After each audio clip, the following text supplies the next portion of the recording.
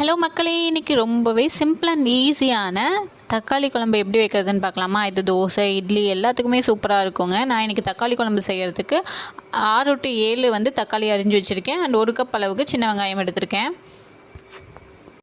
Next தக்காளி குழம்பு வைக்கிறதுக்கு ஒரு கடாயை அடுப்பில் வச்சுக்கோங்க. அடுப்பில் வச்சுட்டு 1 இல்லைன்னா 1.5 ஸ்பூன் அளவுக்கு ஆயில் ஆட் பண்ணிக்கோங்க. ஆயில் ஆட் பண்ணதுக்கப்புறம் எடுத்து வச்சுருந்த சின்ன வெங்காயம் நீங்கள் அதிலே ஆட் பண்ணிவிட்டு நல்லா வதக்கி விடுங்க. வெங்காயம் நல்லா வதங்கட்டும். வதங்கினதுக்கப்புறம் நீங்கள் அதில் தக்காளி ஆட் பண்ணிக்கலாம்.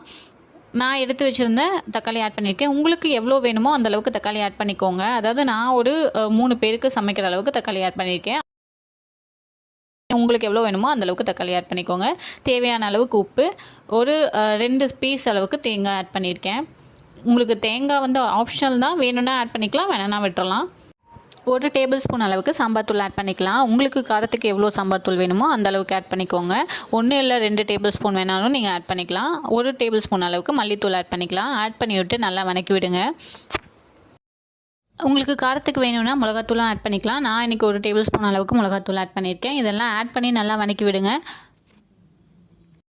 இந்த அளவுக்கு நல்லா வதங்கினதும் ஸ்டவ்வை ஆஃப் பண்ணி ஆறுனதுக்கப்புறம் மிக்ஸி ஜாரில் போட்டு அரைச்சி எடுத்துக்கோங்க. நெக்ஸ்ட்டு குழம்பு தாளிக்கிறதுக்கு ஒரு கடாயை அடுப்பில் வச்சு 1 இல்லைன்னா 1.5 கரண்டி அளவுக்கு ஆயில் ஆட் பண்ணிக்கலாம்.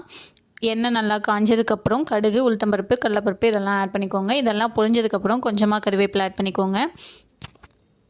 கருவேப்பிலை கொஞ்சம் பொரிஞ்சதும் அரைச்சி வச்சுருந்ததை எடுத்து இதிலேயே ஆட் பண்ணிக்கலாம். ஆட் பண்ணதுக்கப்புறம் உங்களுக்கு தேவையான அளவுக்கு தண்ணி ஆட் பண்ணிக்கோங்க. குழம்புக்கு தேவையான அளவுக்கு உப்பு ஆட் பண்ணிக்கலாம். நான் 1/2 டேபிள் ஸ்பூன் அளவுக்கு உப்பு ஆட் பண்ணியிருக்கேன். ஒரு பிஞ்ச் அளவுக்கு மஞ்சத்தூள். குழம்பு நல்லா கொதிக்கட்டும். நம்ம இப்போ ஒரு பாத்திரத்தில் ஒரு சின்ன எலுமிச்சம்பழம் சைஸ் அளவுக்கு புளி எடுத்துக்கலாம். புளியை கரைச்சி எடுத்து வச்சுக்கோங்க. குழம்பு நல்லா கொதிச்சதுக்கப்புறம் அந்த புளி கரைசலை ஆட் பண்ணிக்கலாம்.